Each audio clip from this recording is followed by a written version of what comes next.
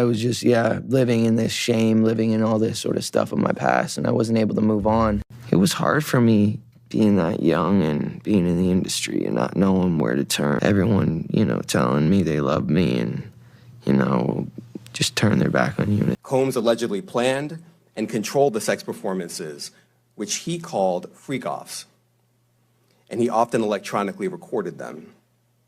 The freak-offs sometimes lasted days at a time. The courtroom froze. Diddy's calm exterior shattered in an instant, his fists balled up, his jaw locked tight. A ripple of unease swept through the room as the name Justin Bieber rang out. This was the precise moment, captured in real time, when Diddy snapped, day 2 of the trial, moments after he was blindsided by news that Bieber had come out in full support of Cassie. The atmosphere grew electric. Tension thickened. Security rushed forward. Even the judge appeared momentarily stunned by what unfolded next. The you of then was on a path of self-destruction. Oh, for sure. Yeah, I would have, for sure, 100%, yeah. It would have been no bueno. It was bad. I don't know if I'd be alive, for sure. It was dark. So I'm very, very grateful to have influences in my life that have played a huge part in me seeing their relationship with Jesus and their relationship with their wives and their relationship with their kids and saying that's what I want. But I want to definitely tell my story so that if that resonates to anybody, that... Wow! I feel violated right now. Wow. Lean into me again. You smell amazing. How old are you? Thank you. How old are you? I'm 16. I'll be 17 in like 2 weeks. I don't ever remember smelling that good at 16. Like that was bad. Yeah. Wow, look at your eyes. Look at what a beautiful... Bieber turned 15, and it suddenly seemed that Hollywood was keen to almost initiate him. I think that's the right word. Like there was almost like this initiation that he needed to go through. So I want you to be now super uncomfortable and watch this video of an interaction between him and none other than Diddy. Take a listen. Justin, you ever seen the movie The Times of Their Lives, where we hanging out and what we doing. We can't really disclose, but it's definitely a 15-year-old's dream. I have full. Young Justin Bieber, who was signed by Usher, involved with Scooter Braun. Now, all of a sudden, he's being put in the hands of Diddy, who, it is true, he became the legal guardian for Usher. You can look up all of the allegations of what Diddy did. The allegations are essentially that Diddy very much initiated Usher. As we are going through these lawsuits and Diddy is in prison, we are recognizing that everybody knew. This was an open secret about what Diddy was doing. So it just begs the question, who allowed Justin Bieber to be in the presence of this man, knowing what he was up to, allegedly up to? That seems to be very... Day 2 began with an eerie stillness blanketing the courtroom. There was no shouting, no chaos, just this heavy, unnatural quiet. Diddy entered flanked by his high-powered legal team, exuding confidence on the surface. But his eyes betrayed him. They darted around the room, scanning every corner like he was expecting something, or someone. Something about him was off. Security was different that morning, too. It wasn't just tighter. It was strategic. 2 additional guards had been stationed near Diddy's defense table. One stood rigidly behind his chair, the other blocked the nearest aisle. It didn't feel precautionary. It felt preemptive. Like someone had whispered a warning. Then Cassie arrived. Heads turned. The room shifted. She wore a modest black dress with a white collar. Nothing dramatic, but it spoke volumes. Her presence alone quieted the air further. A small circle of close friends walked beside her, forming a kind of human shield. They weren't paid to be there. They didn't need to be. That was loyalty, not protection bought, but earned. Diddy kept glancing at his phone. Over and over. Scroll, glare, darker expression each time. His lawyer tried to intervene, gently sliding the phone away at one point. That's when it became clear. Diddy's hand was trembling. The prosecution, meanwhile, was behaving strangely. They were in constant motion, passing notes, whispering, huddling around a tablet. One assistant DA flashed a screen to another, and they both gave this subtle nod, like 2 chess players seeing checkmate forming. Diddy's lead attorney was clearly trying to keep things from unraveling. He leaned in multiple times, whispering, calm reassurances, even placing a hand on Diddy's shoulder. But Diddy wasn't hearing it. He shrugged him off, once so abruptly the attorney had to steady himself on the table. When the judge entered, her face gave away more than any statement could. Gone was the composed, neutral expression from day one. Today she looked like someone who'd read a warning report before stepping into the room. Her eyes went straight to Diddy's table. She leaned toward her clerk, whispered something fast, and he nodded, immediately picking up the phone. What the courtroom hadn't realized yet was that minutes before proceedings began, Diddy had seen a social media post, one that would throw his entire demeanor into chaos. Justin Bieber had just gone public with his support for Cassie, and Diddy had seen it. The bailiff called the room to order, but it was already brimming with tension. Jurors looked around, puzzled by the sudden unease.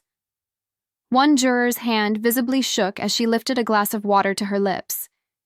At the defense table, Diddy bounced his leg nonstop. A vein on his forehead throbbed. His breathing quickened. His lawyer kept placing documents in front of him, trying to distract or ground him. But Diddy wasn't reading. He wasn't even blinking. Just staring forward, locked in place, as if trying to keep a volcanic eruption contained. Everyone felt it. Something was coming. No one knew what would ignite it, or how far it would go when it did. The courtroom clock ticked louder with each second. Diddy's carefully manufactured composure was a dam about to break, and the room was bracing for the flood. Yeah, so, I just want to protect her, you know? I don't want her to lose it. I don't want her to, go through anything I went through. I don't wish that upon anybody. So, if she ever needs me, just think about how young I was and so impressionable. And you have everybody telling me how awesome I am at all times, and It's like taking a kid and putting a kid in a room full of nothing but sweets. Right. And just saying, I'll be back in 2 days. Exactly. I just want people to understand, the psychology behind why I potentially... A case, by the way, that accuses him and this co-defendant, another A-lister, of rape.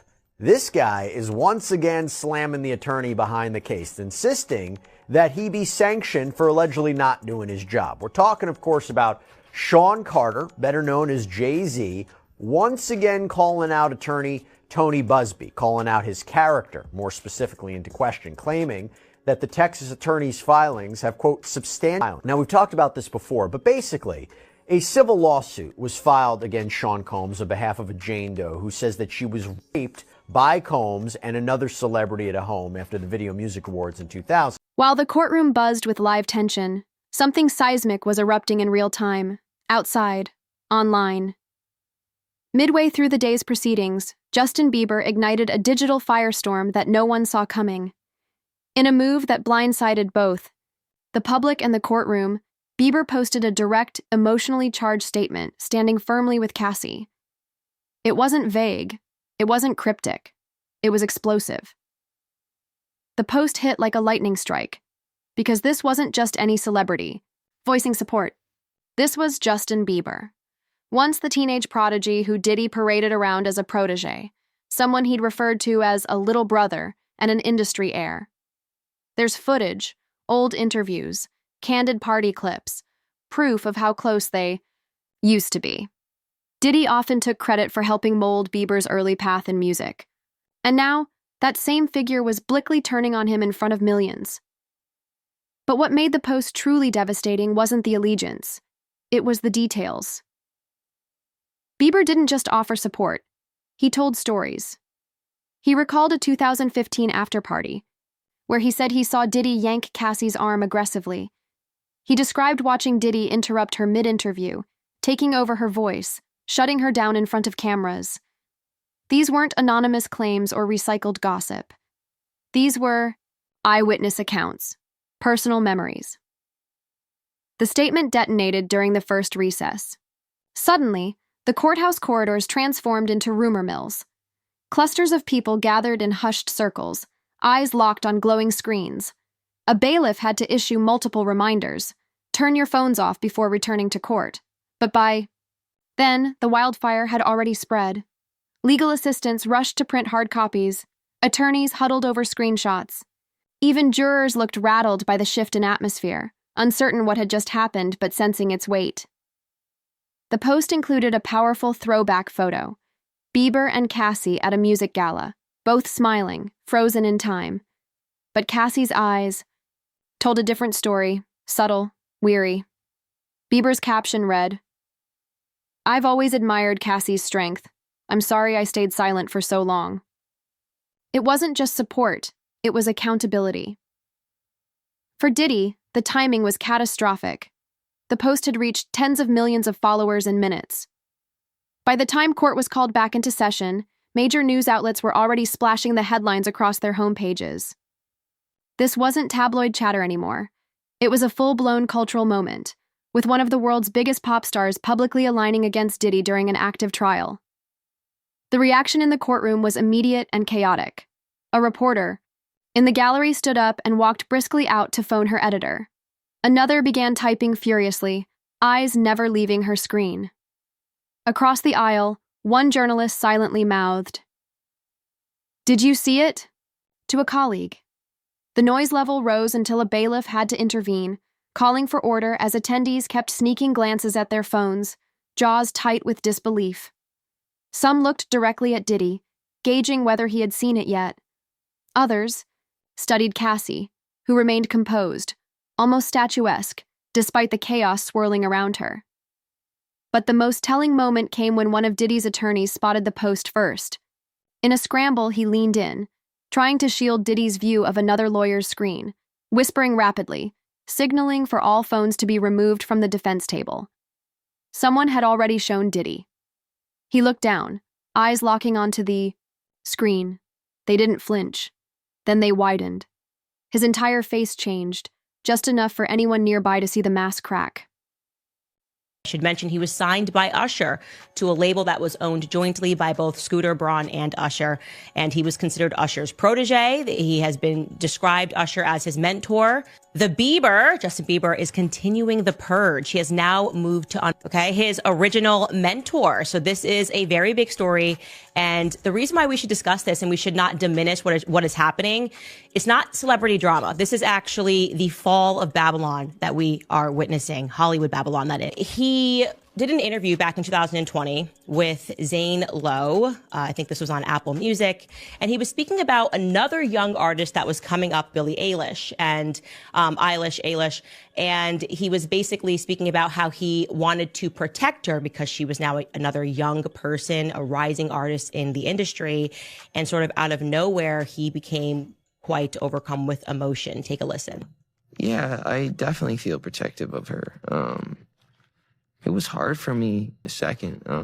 So yeah, it's hard because I want her to know that, she can count on me. But at the end of the day, I'm never going to force myself to be in a relationship with her. It has to be natural, right? So I just kind of, let her do her thing. And if she ever needs me, I'm going to be here for her. But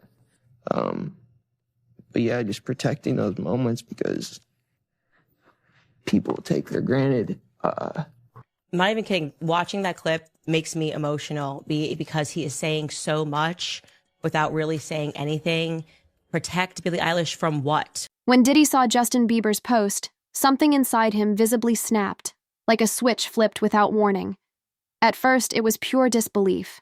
His eyes widened, mouth slightly agape, frozen in place.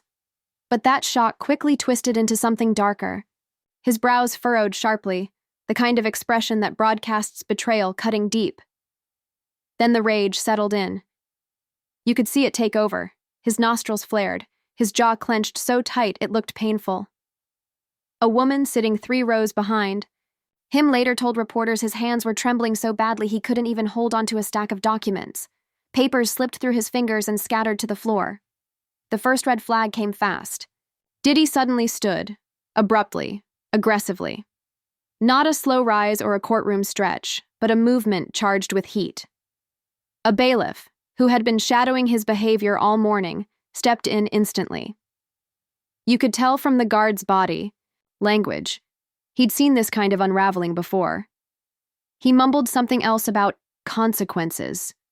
Just as his lawyer lunged forward, gripping Diddy's arm and yanking him back into his seat. Urgent whispers followed, but Diddy refused to settle. His chest rose and fell like he'd just run up 5 flights of stairs. Court sketch artists caught the moment in chilling detail. One drawing in particular showed his eyes bulging, neck veins protruding, a jawline locked with fury. A veteran, Courtroom illustrator reportedly said she'd never seen such a volatile expression in over a decade of covering high-profile trials. The Rosicrucian wasn't ignoring any of this. Their lead attorney gave a subtle signal, and her assistant quietly slipped out a side door. We later found out she was moving up a key witness, one whose testimony tied directly into the very things Bieber had just revealed. Meanwhile, courtroom security started shifting like chess pieces. Without a word, 2 officers repositioned closer to Diddy's table. One of them casually unclipped part of his belt, not drawing his weapon, but making sure he could reach it fast if needed. Diddy's entire demeanor had morphed. The man who had walked in that morning with a polished exterior, calm and composed, now looked unraveled. He fidgeted nonstop, rubbed his face, loosened his tie like it was choking him. And then, he snapped. His palm came down hard on the table. Slam, knocking over a glass of water. It hit the floor and shattered. Startled gasps filled the courtroom. Then, under his breath, but loud, "He'll never work in this town again. Neither of them will." His lawyer had to physically restrain him, throwing an arm around Diddy's shoulders just to keep him seated. The judge didn't hesitate. She slammed her gavel and declared a 15-minute recess. As his legal team swarmed around him, trying to contain the spiraling damage, Diddy just stewed, boiling over with fury while the room reset. When court resumed, it wasn't Diddy who took the spotlight. It was Cassie. And something in her had changed. She walked to the witness stand like a woman transformed, shoulders squared, chin up. Gone was the downward gaze from day one. She didn't look away from Diddy, didn't flinch, but she didn't grant him any importance either. She focused on the jury like she was finally ready to make them see what had been invisible for years. The prosecution wasted no time. They opened with never-before-seen evidence, text messages from Diddy to Cassie. One string from 2016 showed 17 unanswered texts in a row, demanding she explain why she hadn't picked up her phone. Another had him asking for her exact location, down to her hotel room number. "I need to know where you are every minute. That's the deal if you want to keep your career." One message read. The room fell silent. The kind of silence where you can hear your own breath. A few people actually gasped. Then came her voice, clear, unwavering. She spoke of being isolated, monitored, silenced. Of lists Diddy kept. Names of men she wasn't allowed to talk to without his supervision. One name stood out. Justin Bieber. When I asked why, Cassie said, he told me not to question him. When I did, he grabbed my arm at an after-party and whispered that I'd regret it. Everything she said mirrored Bieber's public statement. The controlling behavior, the intimidation, the manipulation, right down to specific incidents. And yet Cassie testified she hadn't spoken to Bieber in years. He told me no one would believe me. He said he decided who made it in this business and who didn't. I watched him make a single phone call and end people's careers. 2 jurors reacted. One wiped away tears. Another scribbled notes and underlined a sentence multiple times. The prosecution played hotel security footage from 2018. The video showed Cassie talking with a male artist in the lobby. Seconds later, Diddy appeared, put his arm around her, and pulled her away. The body language matched her description to the letter. Diddy leaned into his lawyer, whispering rapidly and pointing at the screen. Panic had replaced arrogance.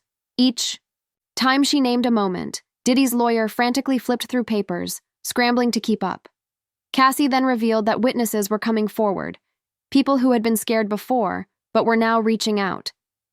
Since Justin's post, "My phone hasn't stopped," people are ready to talk about what they saw. After I once spoke to Justin at an industry event, Diddy pulled me aside and said, Even Justin knows what happens to people who cross me. As her testimony continued, you could watch Diddy unravel. The man who once seemed untouchable now sat slumped, whispering frantically to his legal team, fidgeting, panicking. Each detail Cassie revealed mirrored something from Bieber's post, and each connection made it harder for Diddy to hide behind his usual poise.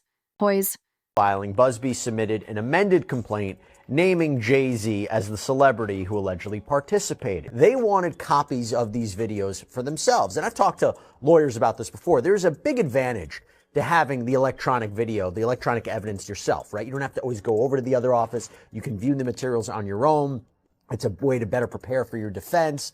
And Sean Combs' lawyers argue that under the federal rules of criminal procedure, electronic data that is in the government's possession. Judge Subramanian denied the defense's motion to amend the protective order, but without prejudice, meaning this issue could be revisited. So Subramanian's order reads, quote, while the government objects to handing the videos over, they provide several options for defendant to consider. Everyone, telling me they love me and, just turn their back on you in a second. So if she ever needs me, I'm going to be here for her. But yeah, just protecting those moments because people take for granted encounters, and I just want to protect her, I don't want her to go through anything I went through. I don't wish that upon anybody. Yeah, if she ever needs me, I'm just a call away. Do you realize how important your story is? Every time I have a conversation with someone who's been through this unique type of experience, I'm searching for some kind of truth that can help. I commend you for going there and asking the tough questions and the things that people don't want to talk about, and they don't want to go there because it's revealing, and I want people to take a look at my story, and hopefully my words can. Just when the courtroom seemed like it couldn't possibly hold any more tension, the lead prosecutor walked to the center with a slim folder in her hand and a quiet storm in her voice. Your Honor, she began, calm but deliberate, we'd like to introduce evidence that directly undermines Mr. Combs' claim that Ms. Ventura fabricated these allegations for financial gain. She tapped her tablet, connecting it to the courtroom's projection system. Instantly, every screen in the room lit up. Jurors leaned forward, eyes locked on what unfolded. The prosecutor zoomed in on a 2017 message exchange between Justin Bieber and Cassie. Cassie had written, I don't know what to do anymore. He monitors everything. Then, if I talk to anyone, he'll make sure I never work again. Bieber's reply, this isn't normal, Cass. What he's doing to you isn't okay. You need to talk to someone who can actually help. Diddy exploded out of his seat. The scrape of his chair against the polished courtroom floor echoed like a gunshot. Faces jerked toward him. His own face was flushed crimson, every vein in his neck popping under the pressure.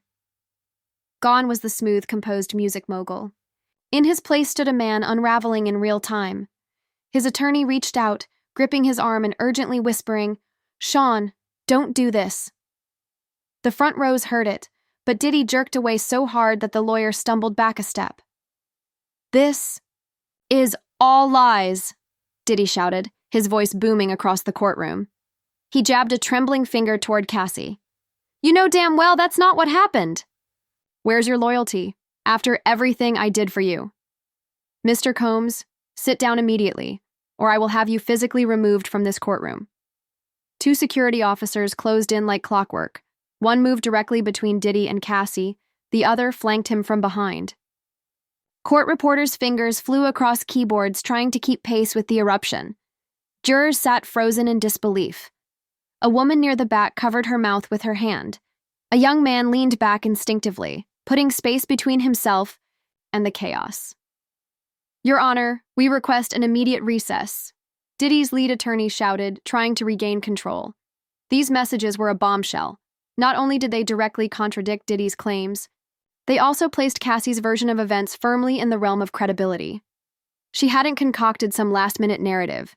She'd been telling someone high-profile, years before any lawsuit was filed.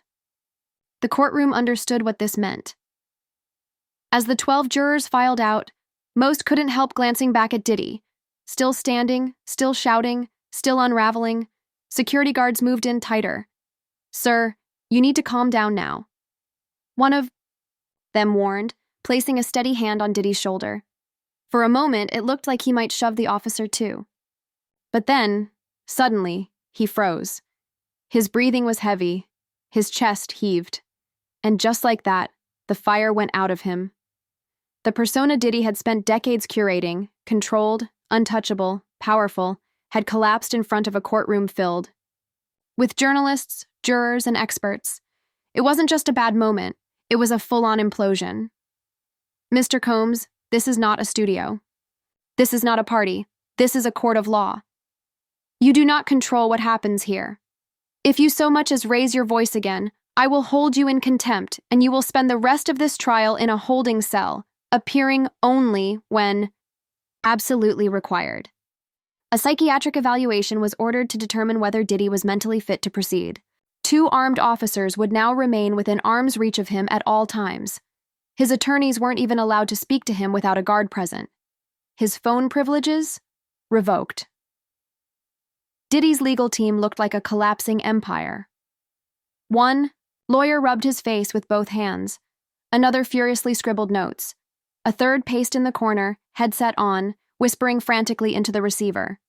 The lead attorney just stood there, shaking his head, staring at nothing. One woman physically shifted her chair slightly away from the defense table. A man who'd taken meticulous notes all morning now sat stiff, arms crossed, pen untouched.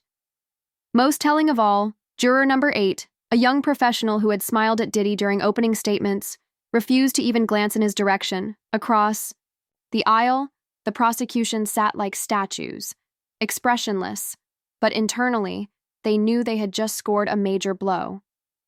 The lead prosecutor neatly arranged her papers. Her assistant turned slightly away, covering a brief smile behind her hand.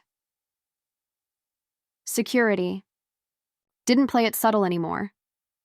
2 guards stood right behind Diddy's chair, visibly alert. A third stood at the courtroom door, one hand resting lightly but deliberately on his belt. Legal experts seated in the gallery murmured to each other. One retired federal prosecutor leaned over and whispered, "That's the ball game right there." A criminal law professor was seen filling pages in his notebook.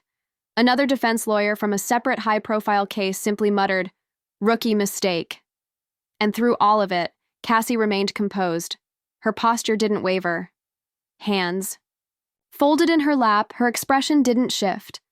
Not at Diddy's explosion, not at the evidence, not even at the chaos unfolding around her. She was steel.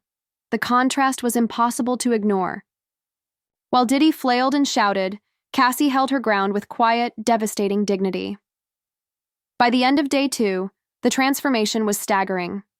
That morning, Diddy had walked in grinning, his designer suit pressed to perfection, owning the space like it was another awards show. By evening, he slouched out of the courtroom, tie loosened, eyes downcast, flanked by lawyers who looked like they'd aged a decade in a day. When his lead lawyer tried to guide him out with a hand on the back, Diddy shrugged it off. But this time, it wasn't bravado. It was defeat. What happened in that courtroom wasn't just a clash of testimony. It was a public reckoning of character. No matter what evidence comes next, the real question now is who else will come forward. Justin Bieber just shattered the long-standing silence of celebrity code, and with that door flung wide open, more voices might be ready to walk through it.